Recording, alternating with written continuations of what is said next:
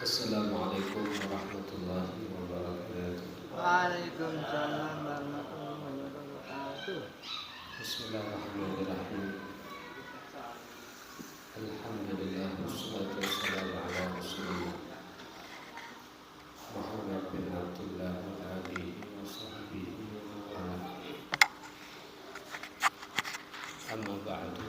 La haula wa la quwwata illa billah.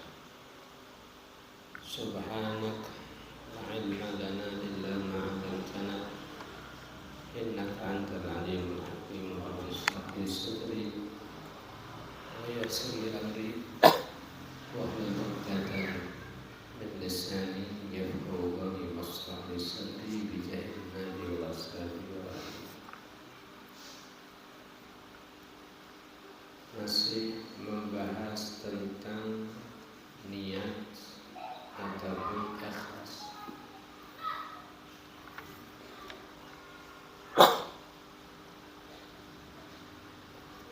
Pada malam hari ini kita akan membahas hakikatnya sidik. Sidik, jujur.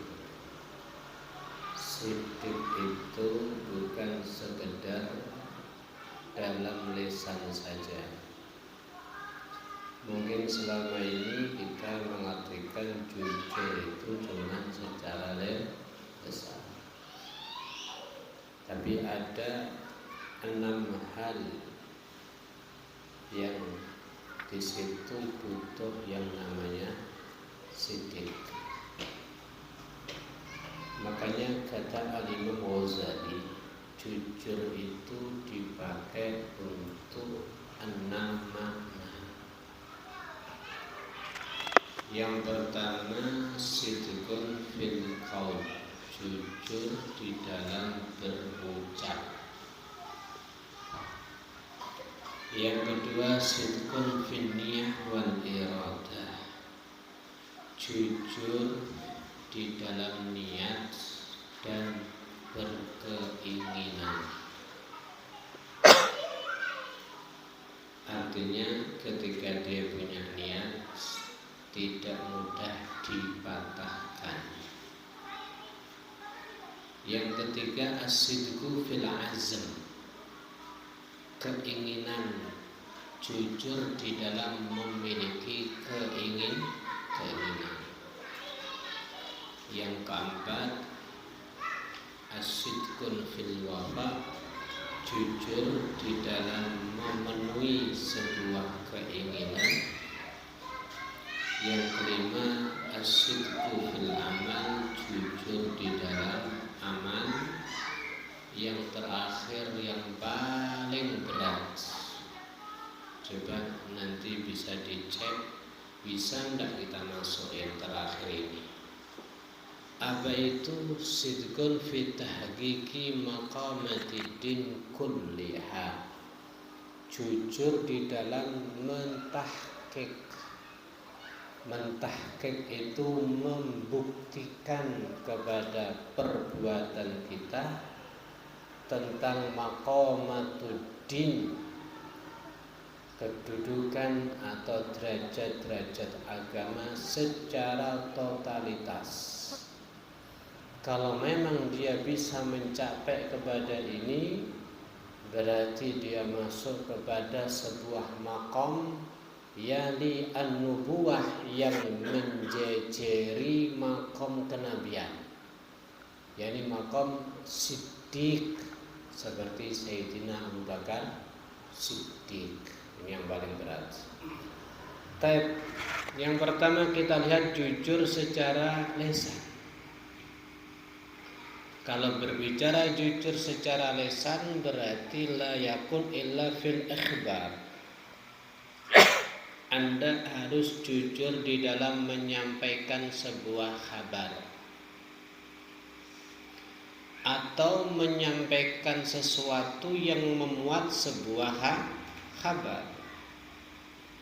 Kalau kita berbicara kabar ini al-madhi wal mustaqbal, kabar yang telah lewat ataupun yang akan datang. Ya, maka daripada itu kita harus menjaga lisan, jangan sampai ngomong kecuali yang benar.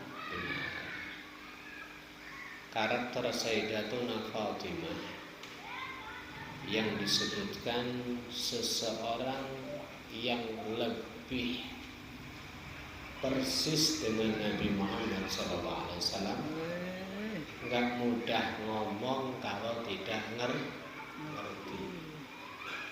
Kita ini kadang-kadang punya karakter sok tahu, orang ngerti ngomong. Dasan ditegas nih anggitku, oke? Sayyidatuna Fatimah bukan seperti itu. Gak ngerti, kamu bisa. Gak ngerti, kalau tahu hak nggak bisa dibendung. Dan itu adalah karakter yang menyerupai kepada ayahnya Nabi Muhammad SAW. Berarti dari sini ada beberapa hal yang harus dihindari, seperti al-ma'arid. Perhatikan apa itu ma'arid, sindiran. Sebenarnya sindiran itu boleh.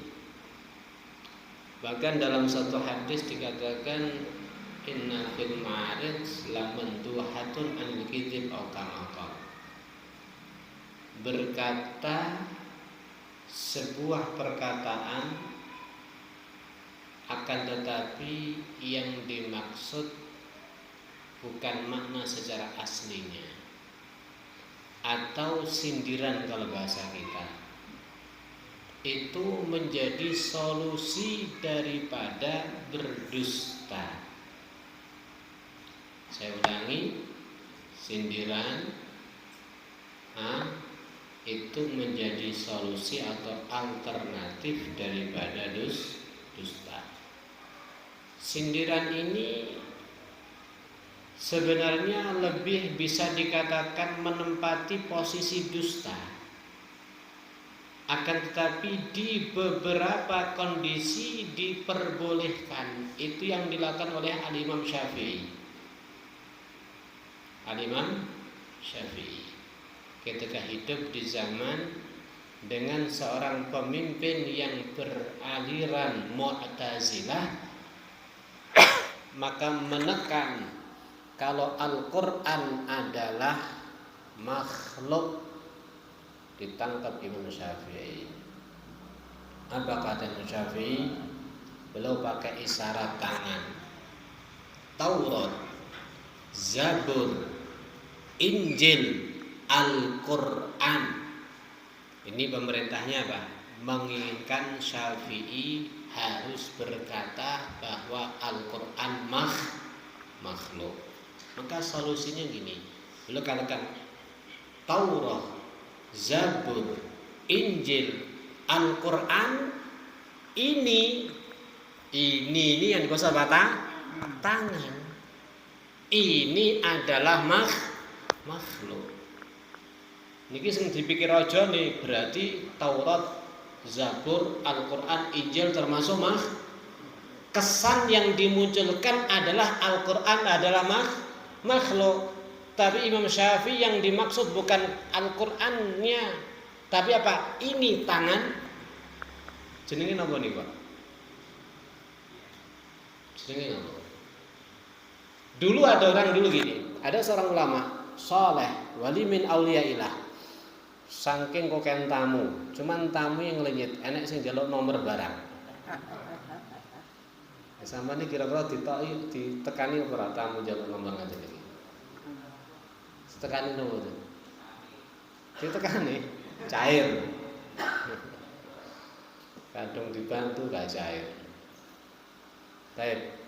Ada tamu yang kira-kira ya nggak mau menemui, atau mungkin maaf ada penguasa yang akan berbuat zalim kepada yang punya rumah dan tidak mau menemui, maka diajari istrinya, ya itu temui itu tamu, kayaknya mau nangkep saya, bilang gimana caranya kalau saya tidak di rumah. Gimana caranya? Niku wekdal lungguh kon bunderi. Nek kon tangane nek kon mburi awak misalnya bunderi nggih, dibunderi ngaten. Bar dibunderi ditulis napa? Tulung Agung misalnya. Paham ya? Tangannya mengisarati kepada bunderan yang tertulis salah Tulung Agung. Bu, bapaknya nanti boten wonten teng Tulung Agung, tapi tangannya njuding nek omahe dhewe lho nggih. Paham di sini. Kadang-kadang seperti itu. Ada di antara mereka itu kamarnya misalnya ada 4 ditulis ya nek teng Tulung Agung, ana sing Trenggalek, ana sing Pasuruan misalnya. Nek sing Malang. Bapak teng pundi? Teng Malang, itu kamar yang tertulis Malang. Musama nek ubah enggak iki lho. Ini enggak boleh. Faham di sini. Ini enggak boleh kalau jadi langganan. Ini dalam kondisi mendesak. Ya. Jadi apa? Tadi bahasa itu jeneng apa sindiran apa wae? Solusi ngoten apa jenenge? Napa, Pak? Apa to? Sindiran senes niku nggih. Napa jenenge ngoten niku? Apa iki? Reko-reko. Wis kuis ma'arid nulis bahasa Arabe kuwi. Ma'arid yang seperti itu tagu maqamal kadzib, itu seperti dusta. Ya. Kenapa? Karena yang namanya dusta itu memberikan kesan sebuah kefahaman yang tidak sesuai kepada kenyataan. Cuman kata Imam Ghazali, ma'arid seperti tadi terkadang dibutuhkan dan itu untuk maslahat.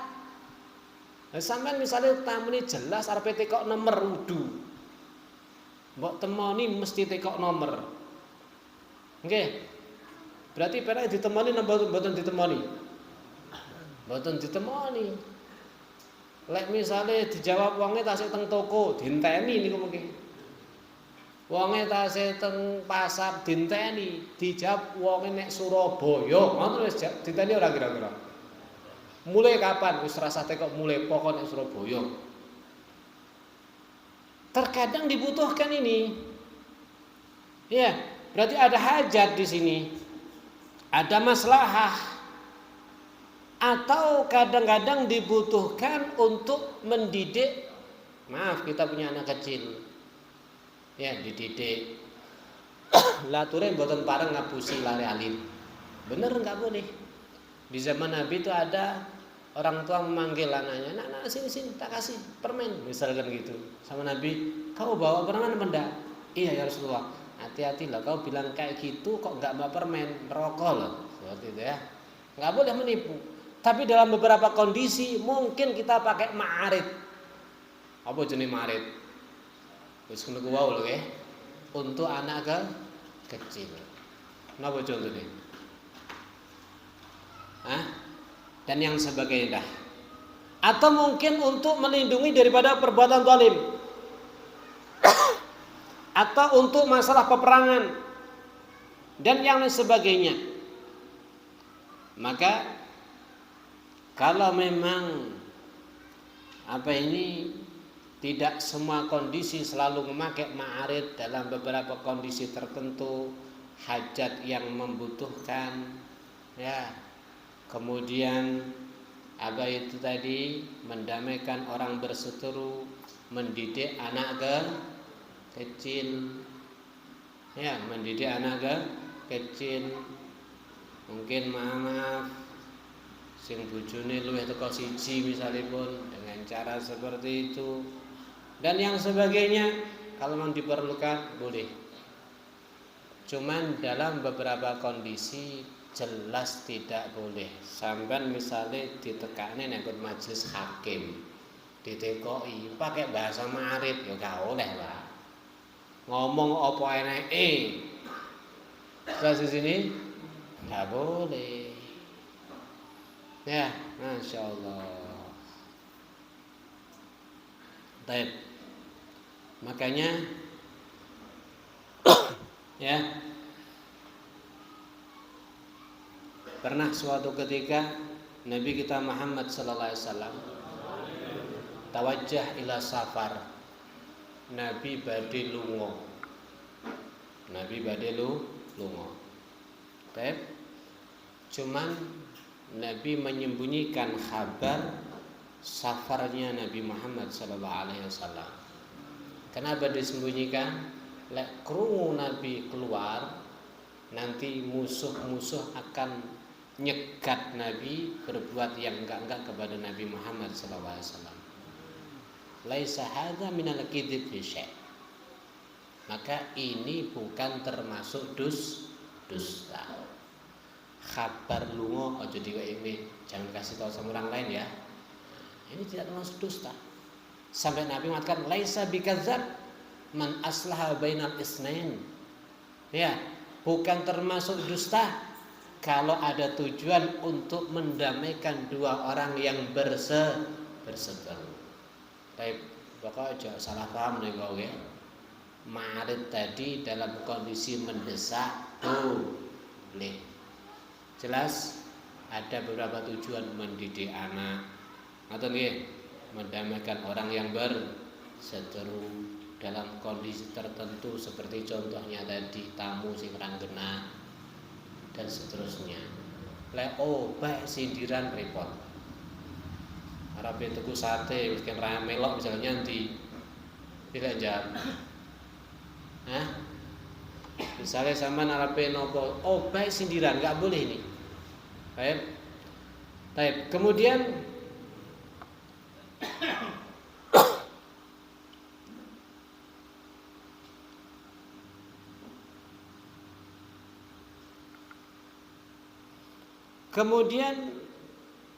akan tetapi di sini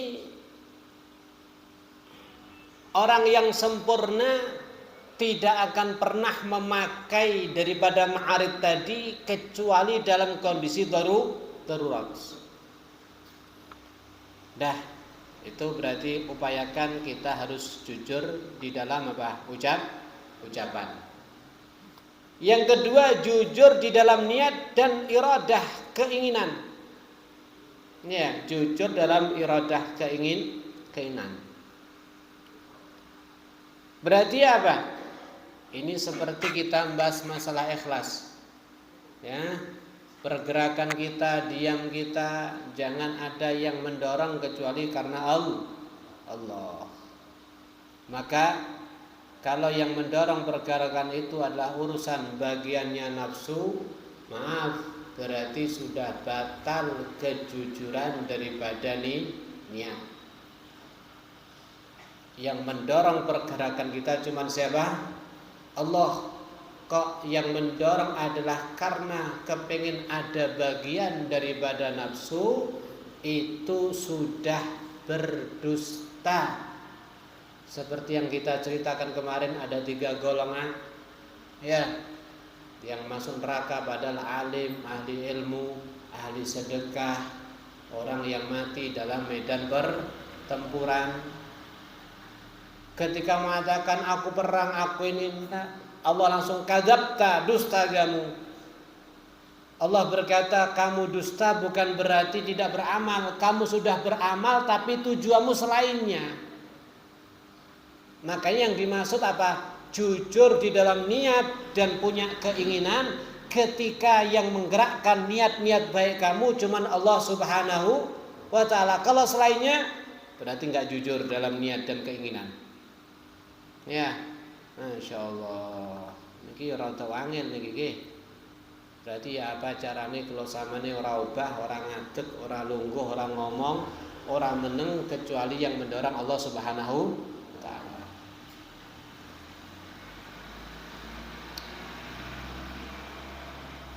Yang ketiga, sidqul azm. Jujur di dalam berazam. Azam itu sama keinginan yang kuat. Jujur. Ya, begini. Ada orang misalkan melihat kondisi orang-orang yang terzalimi, ya Rabb, kalau saya punya kekuasaan, saya akan bantu dia. Ada orang kelaparan, ya Rabb, kalau saya punya duit, akan saya beri makan dia. Ada orang lihat, pokoknya, ya Rabb, kalau saya punya duit banyak, akan sedekah, akan ini, akan ini. Bahkan saya akan sedekah semua harta, separuh harta. Saya kalau ketemu musuh, saya akan perang, saya tidak khawatir kalau saya mati. Dan seterusnya. Nah, ini adalah keinginan yang baik. Akan tapi ini adalah azam yang baik. Akan tapi jangan sekedar azam. Dan ketika kemudian Anda dikasih kekuatan sama Allah, ada harta, ada kesempatan, kalau Anda tidak mewujudkan azam Anda, berarti Anda tidak sidik di dalam punya keinginan. Lihat Sayyidina Umar ibn Khattab. Beliau itu benar-benar tidak menginginkan untuk menjadi pemimpin. Makanya orang itu kalau minta jadi pemimpin, malah Allah lepas tangan kepada dirinya. Lek sampean diminta jadi pemimpin, lain lagi. Paham di sini? Hubur riasah, cinta menjadi pemimpin, buruk. Berarti kalau Anda menyodorkan diri gen menjadi pemimpin, niku mboten sah. Tapi lek diangkat tanpa permohonan Anda akan ditolong sama Allah Subhanahu wa taala. Allah itu tidak mau berpihak atau tidak akan menolong kepada orang sing seneng jaluk menyodorkan diri jadi pemimpin. Makanya hindari. Bahasane dadi kiai niku lek dicungne masyarakat budalo. Paham nggih? Lek aja macung dhewe. Kaya sing pantes dadi kiai aku iki. Wong ngene iki dibutne kowe. Kalau semen dicungne, berarti lek dicungne masyarakat, Anda dipandang masyarakat memiliki kapasitas. Ngoten nggih? Lek macung dhewe orang duwe kapasitas ngengkel. Lek perlu melok kula pasang banner pisan.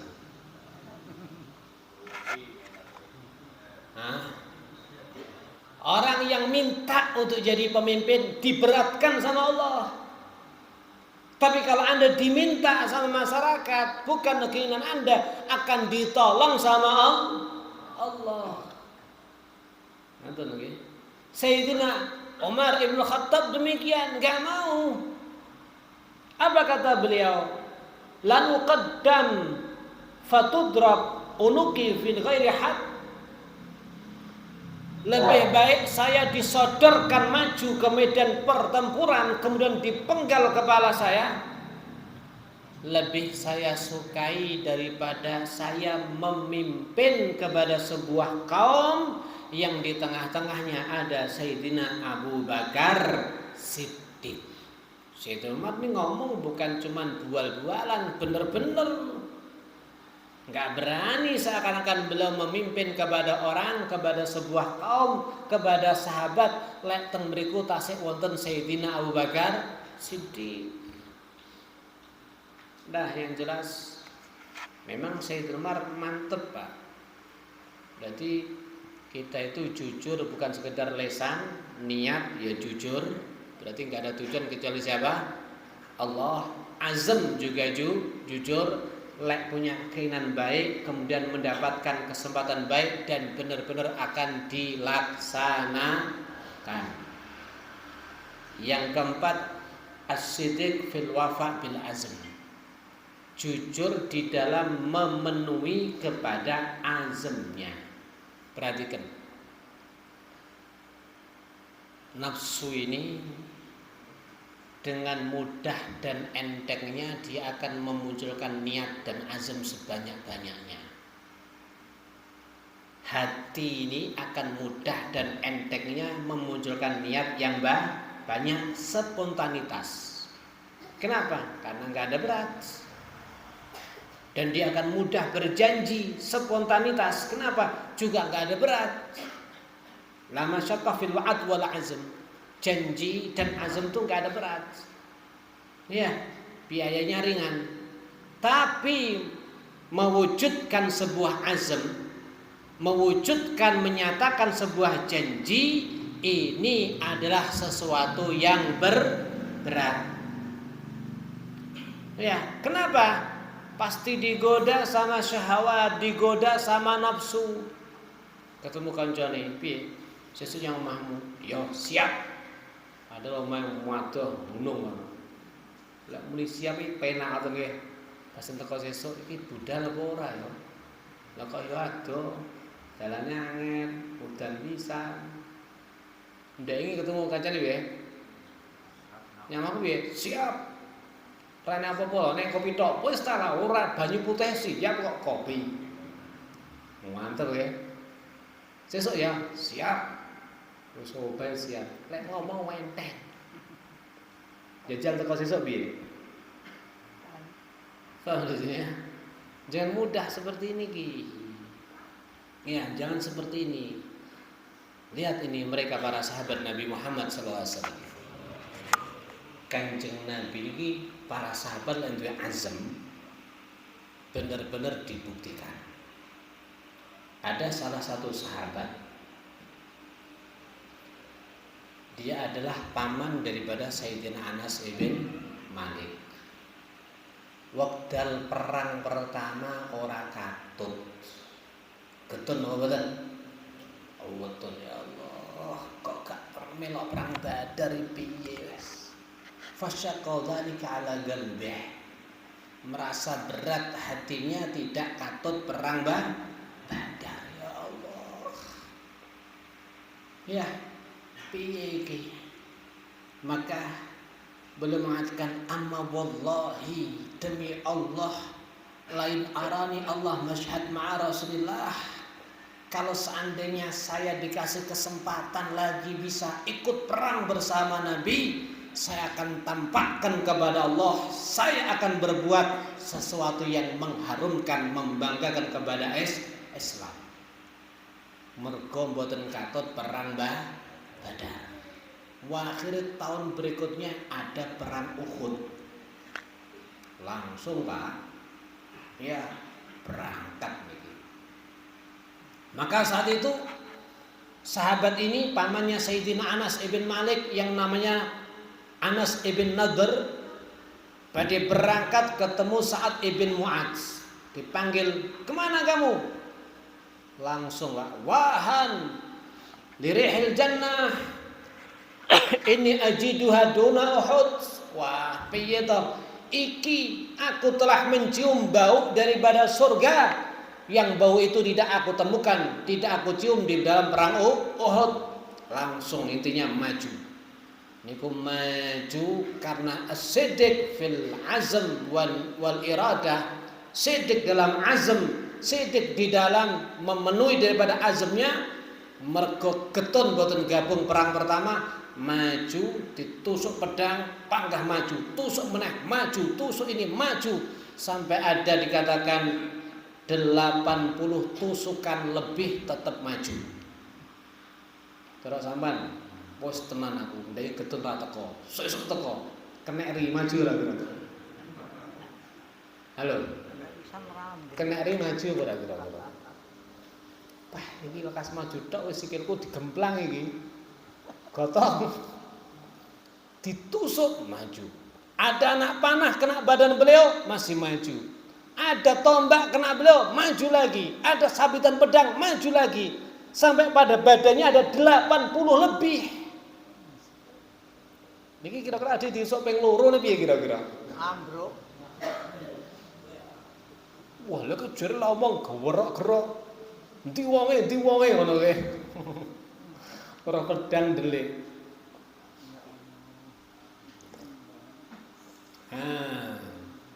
Maka daripada itu sahabat Nadr ibn Anas, karena tadi Allah turunkan ayat rijalun sadaqu ma ahadu Allah alaih.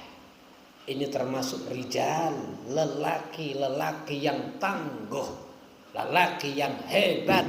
Sodaku, benar-benar dia telah memenuhi jujur apa yang telah mereka janjikan kepada Allah Subhanahu wa ta'ala. Para sahabat seperti itulah. Insya Allah. Hadirin yang dirahmati Allah Subhanahu wa ta'ala. Dah. Berarti dari sini jujur bukan sekedar dalam ucapan. Sidik bukan sekedar dalam ucapan. Lek sampean duwe keinginan sing kuat kudu bener-bener. Jangan seperti sahabat kayak sing njaluk sugih. Ya Rasulullah jenengan sugih. Wis talah melarat iki kaya aku sampean. Ngaji bendino jamaah bareng. Ngoten nggih. Angka ngono Kanjeng Nabi. Dan ya Rasulullah sugih sampai ping 3. Dan Nabi Allah marzukna sa'labah mal. Ya Arab kasih rezeki sa'labah harta, maka punya kambing lek mana koyok set. Rutuk. Rudul. Akhirnya nyisih rotok ngatok teko majen Nabi. Nyisih neh. Akhirnya ra iso salat jamaah karo Kanjeng Nabi. Nyisih neh ra iso salat Jumat wis parah iki. Padahal matur ya so tenan lek sugih engko tak bantu dadi donatur misalnya. Donatur ora ping pisan bar lali sana. Ini lihat. Allah Subhanahu wa taala mengutip wa minhum man ahadallah. Di antara mereka ini karakter orang-orang yang enggak jujur nih, man ahadallah, dia berjanji untuk Allah, lain ataina min fadlihi, kalau Allah memberikan kepada kita daripada anugerahnya, lanasaddaqanna, sungguh kami akan bersedekah, walanakunanna minas sholihin, sungguh kami akan jadi orang-orang yang soleh. Artinya bergabung semua kebaikan. Falamma atahum min fadlih, setelah Allah kasih kepadanya anugerahnya, bakhilu bih, pelit, wa tawalla wa hum mu'ridun. Diutus sama Nabi orang untuk minta zakat diwaca. Ki zakat apa pajak iki, wakeh men iki. Wis ngalih-alih sampean golek liyane sik, engko bar rene tak aku sik mikir iki. Bareng meneh, iki zakat apa pajak iki? Iki salah bah. Ya Allah, fa'aqabahum nifaqan fi qulubihim. Karena dusta ini Allah menetapkan nifak, kemunafikan di dalam hatinya ila yaumi yalqaunah, sampai hari akan berjumpa kepada Allah Subhanahu wa taala. Makanya ketika dia tahu ayat turun menghina kepada dirinya, dulure sing rawuh teng majelis Kanjeng Nabi langsung blayung golek salabah celaka kowe piye sampean. Nyapa ayat turun bahas sampean. Dincep nih munafik sampai ketemu Gusti Allah, sampai mati berarti. Ya Allah langsung belayu teng Kanjeng Nabi nggawa niki Kanjeng Rasulullah kula zakat. Moh. Allah tidak mau menerima, saya tidak menerima. Nabi meninggal, Sayyidina Bakar didatangi, ya Abu Bakar ini moh. Sayyidina Umar emoh, Sayyidina Utsman emoh sampai meninggal. Ya Allah. Ya. Bima akhlafullah ma'ahma wa'adu bima kanu yakdzibun. Kenapa? Karena mencidrai terhadap janjinya kepada Allah Subhanahu. Sampeyan aja milang-milang ya. Kuwi tenan kok duit tak sumbang. Muni tak sumbang gitu ya. Hati-hati nih. Kalau memang berjanji berusaha untuk dipenuhi ya Allah. Baik. Kemudian yang kelima sidik fil amal. Ya, usahakan jopo karo jero padha. Ini namanya apa? Sidik fil amal. Usahakan ketara wong akeh, ora ketara ya apa. Angel ora. Angel mboten. Lah nek wong akeh walus. Kita oke. Mboten napa-napa, walus oke. Kalau di hadapan orang banyak, wah. Lek nek jero kaya setan. Berarti bagaimana usahakan Anda beristihad, berakhlak antara luar sama dalam sama. Tapi bukan berarti obah ngomong apa enake lho nggih. Iki ngaji kerasa kesel, usul kesel Ustaz. Suwen. Wabeh ngomong apa enake. Biar dikomunikasi. Ya, baik. Ya, lempet dhisik. Kenapa ke? Kadang-kadang al-haya minal iman gitu ya. Malu termasuk daripada jangan aku serabut tak pengen mulai tapi sungkan. Ya, terus kesel kabeh tapi sungkan. Yo, sih mending sampean. Cuman kalau bisa usahakan zahir batin itu sama. Apa lebih-lebih kalau hati lebih baik daripada yang dalam, lebih baik daripada yang zahir. Ya, Masya Allah. Ada orang jalannya wibawa misalkan, jalannya berakhlak ini, tapi jadinya rusak. Jangan dah. Ada orang sholat, kelihatannya doing khusyuk, tidak mau fasih, tapi hatinya genjero pasar. Ini namanya belum sidik, paham di sini ya? Ini namanya belum sidik, nggak sesuai. Nah, berarti timbang kelambi sarung ganti keraung apik sekaruan yang kelambi apa? Kelambi jebol-jebol ngene sekaruan korak zahir wal batin ngene. Enggak, kadang-kadang baju bagus kamu menghalang-halangi kamu untuk bermaksiat. Mosok sarungan kopiah lek kudu nguyuh yo ngadeg pinggir dalan. Pantes napa mboten? Pantes napa mboten? Tapi lek klambine korak wis ki obahe pantes iki. Kadang-kadang baju itu juga menahan kamu dari maksiat. Ya, pun. Tapi yang memang yang paling bagus artinya gini loh, hari ini kita pakai baju bagus, bajunya orang-orang soleh. Ya, berarti apa? Tuntut batin kamu sesuai daripada zahir. Dan kemudian kamu buat alasan, timbangnya atine bosok rasa jilbaban pisan misalnya. Jangan. Jilbab itu perintahnya Allah Subhanahu wa taala. Sing ra jilbaban ya ngono, aku ra jilbaban tapi hatiku soleh misalnya ya. Tak ada ini. Ikhwan yang dirahmati Allah Subhanahu wa taala. Baik. Namun ketika bisa sama antara zahir wal batin itu istimewa ya. Masya Allah. Dikatakan idza wafaqat sariratul mu'min ala niyatahu. Kalau seandainya isi hatinya orang mukmin sama dengan zahirnya sama dengan isi hatinya, bahallahu bihi malaikatah, Allah akan banggakan kepada para malaikat Allah Subhanahu wa taala, wa yaqul seraya Allah berkata, hadza abdi haqqo, iki lho kawulaku sing tenanan ya iki. Zahir karo batin padha. Artinya zahirnya bagus, batinnya juga bagus. Insyaallah. Ada seorang ulama menukatkan gini. Ya. Kalau antara zahir dan batin itu sama, ya berarti nasab. Ini orang yang baik lah.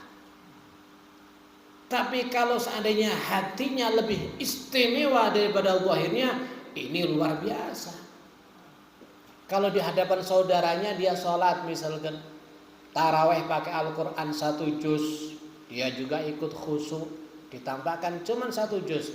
Tapi waktu masuk rumah disempurnakan beberapa juz lagi. Wah, sing diketok nih cuma 1 juz, sing didelik nih 10, ini istimewa. Sedekah roh wong wakeh tokne 2000, rene wong 20 juta. Istimewa mboten? Istimewa mboten? Istimewa, ora 20 juta diunggah dhisik. Ya, mumpung roh wong akeh. ini kalau Anda ketika sendiri lebih istimewa, maka ini luar biasa. Wa in kanat alaniyat afdal min sarirati. Tapi kalau kebalik, ya, zahirnya lebih bagus daripada hatinya. Fadzalikal jur, ini penjahat namanya. Batinnya, zahirnya lebih bagus daripada batin. Ini penjahat. Ya, insyaallah. Berarti as-sidqu muwafaqatul haq fis sirri wal alaniyah. Yang namanya sidq di dalam perbuatan apa? Ketika sama antara zahir wal batin. Ini kau ket awal kira-kira kalau sama wis masuk kok dereng. Wis mlebu napa dereng? Wong-wong sing urung lek kene iya no. Iya ora mlebu apa ya mlebu? Ini ya Allah berat ya jadi orang siddiq niku ya. Padahal siddiq inilah yang menunjukkan kepada bir kebaikan. Kebaikanlah yang menunjukkan kepada surga. Bisa kita petik jujur tutu mek omong tok, perbuatan, keinginan, azm, niat dan seterusnya. Sudah dibahas tadi. Yang terakhir, siddiq sing paling abot apa? Untuk mempraktekkan, mentahqiq daripada maqamatud-din. Ya, makom-makomnya agama. Kita itu dituntut untuk jadi orang tuh khauf, takut sama Allah. Innama yakhshallahu min ibadihil ulama. Ya, amma wallahi inni lakhsyakum lillah la atqakum lah. Aku paling takut-takutnya orang kepada Allah. Aku paling takwa-takwanya orang kepada Allah. Itu ucapan Nabi Muhammad SAW. Innama yakhshallaha min ibadil ulama. Yang takut kepada Allah, hamba ini cuma siapa? Ulama. Innamal ilmul khasyah. Ilmu itu cuma menuntut kepada kamu jadi orang yang takut kepada Allah. Jadi apa kita jadi orang takut sama Allah? Khauf wa raja, berharap penuh sama Allah. Wa ta'zim wa zuhud, ridha, cinta, tawakal dan semuanya. Ya apa semuanya tadi kita tahqiq. Kita buktikan kepada perbuatan kita. Ya, kita buktikan kepada perbuatan kita. Nah, ini berat sekali. Ini berat sekali di sini. Saya kasih contoh. Misal, kalau seandainya maaf, Anda masuk dalam negara peperangan, supaya bom muncul,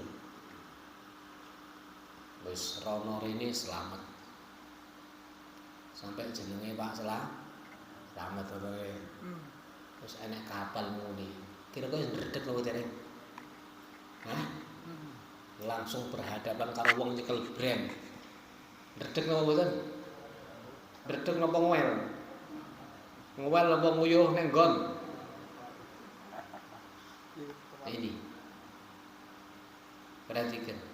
Jadi seorang yang mungkin takut dengan perampok, ketika dia melakukan sebuah perjalanan wis kadung mlaku tenang karo anak bojo karo bondo nek tengah sawah adoh teko pemukiman langsung ana wong ngadeng ya nggo pedang karo ngene. Kira-kira piye kondisi kita kira-kira? Ngwel boten. Isfarra launuh pucet tartaidu farah isuh gemetar ya tanagas alaih aisuh. Kira-kira iso nglegidu kira-kira. Ya ta'adzar alaih aqluh. Karo bojone, "Sik Mas, nyantai sik, ngombe kopi sik." Iso ngombe kopi ra kira-kira? Halo. Mangan enggak enak, turu gak iso, yang qasim alaih fikruh, pikirannya pecah. La yang tafi ala ahluhu wa waladuh, nek kiwa tengene tetap ada istri dan anaknya seperti tidak menghibur sama sekali. Ya, dan berubah total. Wa birra'at ta'ab wal masyaqqah. Kenapa? Karena di depannya ada perampok yang mungkin mentargetkan nyawanya. Ini ketika kita cuma takut sama perampok. Bagaimana kita tidak mengatakan takut kepada Allah Subhanahu wa ta'ala dengan neraka Allah Subhanahu wa ta'ala, tapi kita nggak pernah bisa. Iki makanya Kanjeng Nabi matur ngeten, lam ara mislan nar nama haribuha walam ara wala mislal jannah nama talibuha. Aku ora tau roh ana wong ngomong wedi karo neraka tapi sik turune ngorok misale. Halo. Ki jere wedi karo neraka ora to iki? Kula sampeyan wedi nang mboten karo neraka, Pak. Tapi sik panggah nggar guru ngaji bareng iso turu ya. Masalah ngaji ki swarga. Makane ngontangan to. Oh, betul menjadi karena nek wis swarga yo ngantuk. Wala mislal jannah nama talibuha. Saya tidak melihat orang seperti swarga. Artinya apa? Dia kepingin masuk surga, tapi dia bisa tidur. Katanya mau mencari surga. Maka daripada itu, kalau Anda mengaku takut neraka, mungkin ketakutan itu membuat kamu gak bisa tidur. Kau yang bisa ditekani perampok niku lho nggih. Enek anak bojo gak krasa. Dijak ngombe kopi, didepi kopi gak krasa nikmat. Isinya cuman pucet-pucet. Makanya Sayyidina Al-Imam Ali Zainal Abidin kalau udah ngambil air wudu wajahnya lah pucat, gemeter. Ya, ditanya kok kenapa Anda gemeter? Tahukah kamu saya menghadap siapa? Allah Subhanahu. Ki sedik apa ora ngoten iki, Pak? Wong ora ada kabeh wudu ora gemeter apa takbir saya cengingisan kok. Enggak ada takutnya sama sekali. Dudu mergo kula sampean kuat, malaikat kalah dudu. Gitu oke. Oh, aku gampang tak piting kok. Bukan karena itu. Baik. Hadirin yang dirahmati Allah Subhanahu wa taala. Ya Allah. Pernah suatu ketika Nabi waktu berdiskusi dengan siapa itu malaikat Jibril. Jibril itu turun ke Nabi sudah sekian berapa itu ratus atau ribu itu berbolak-balik terus. Suatu ketika Nabi berkata, "Uhibbu an arak fi suratika alladhi hiya suratuk." Hei Jibril, ada apa ya Muhammad? Aku kok pengen toh sampeyan manggi aku aja membo-membo ngene iki. Tokno surahmu bentukmu sing asli.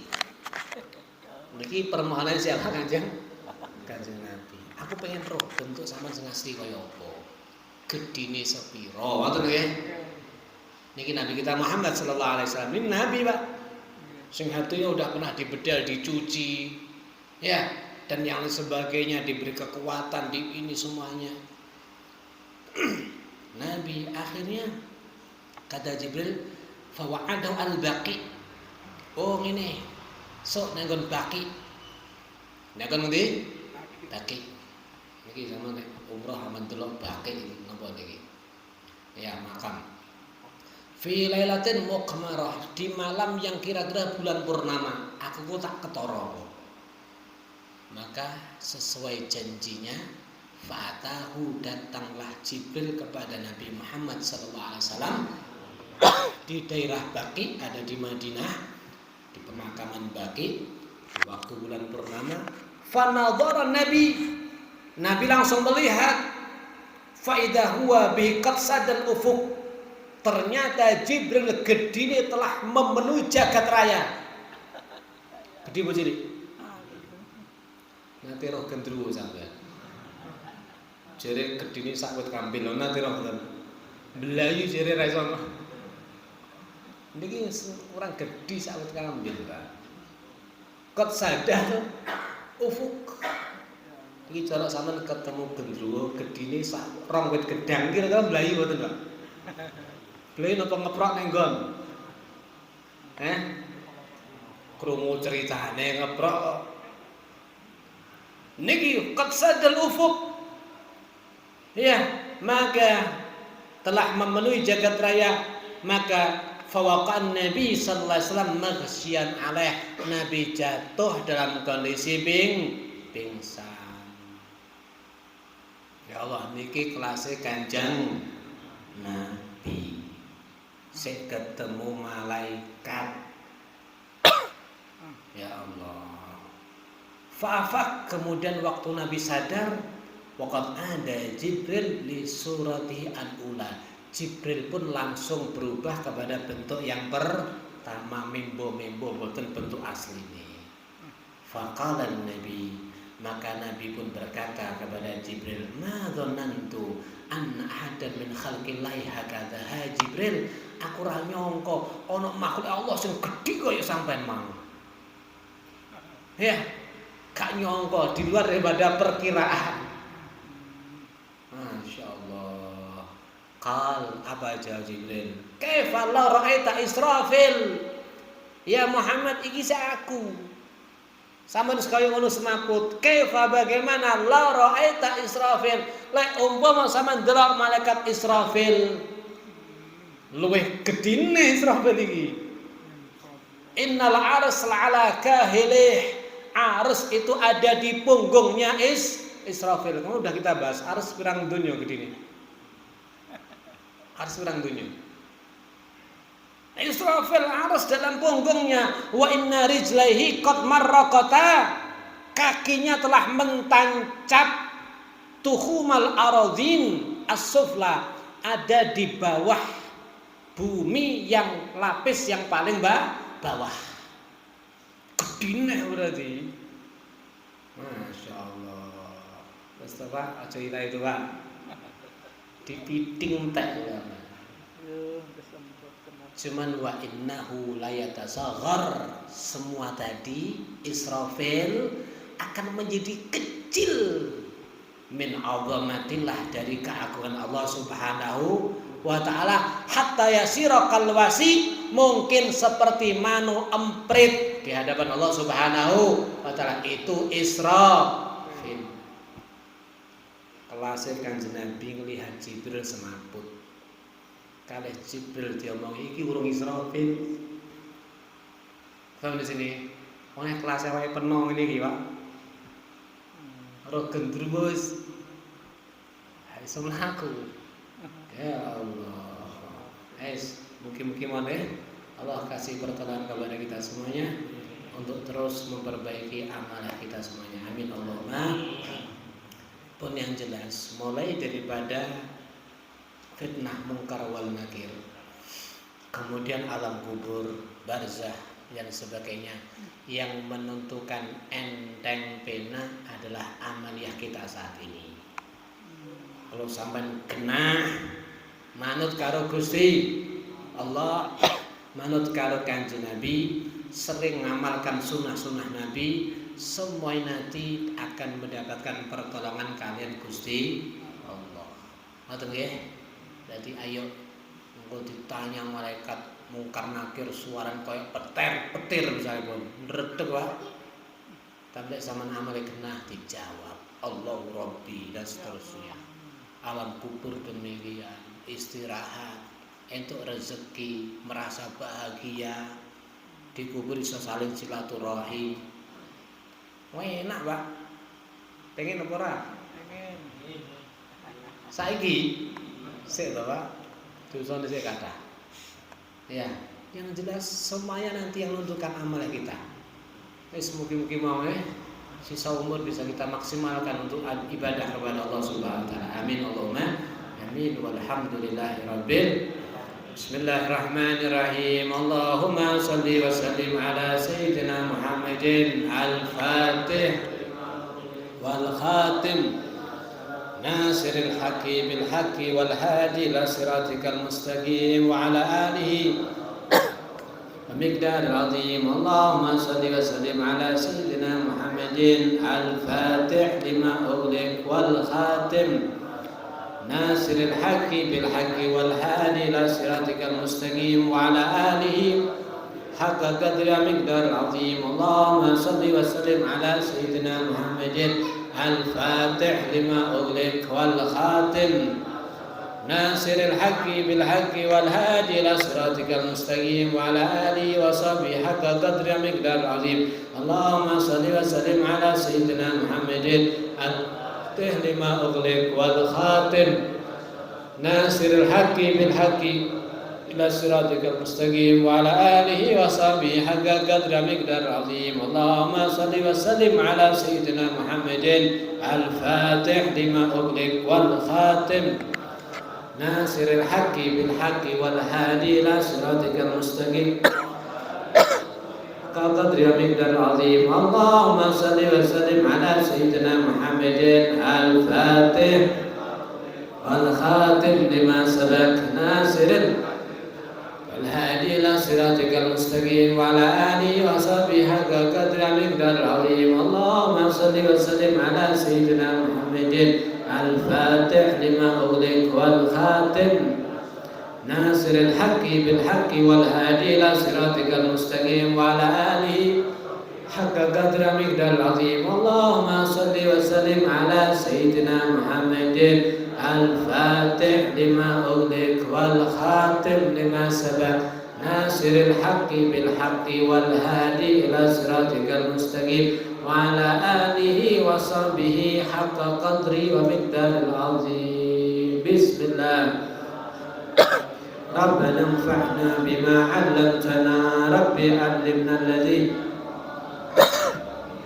فقه أهلنا وقرابة لنا في ديننا أهل الكتر أنثى وذكر ربي وفقنا فيكم لما ترتضي قولا وفعلا كرما وارزق الكل حلالا دائما واخلا أزكياء علماء نهضى بالخير ونكفى كل شر. ربنا أصلح لنا كل سوء وأقر بالرضا واقضي عنا ربنا كل الديون قبل أن تأتينا رسل المنون واغفر واستر أنت أكرم من ستر. وصلاة الله تنسى المصطفى من إلى الحق بكتاب في للناس صفا وعلى آل الكرام صرفا على صعب مصاب الغرر.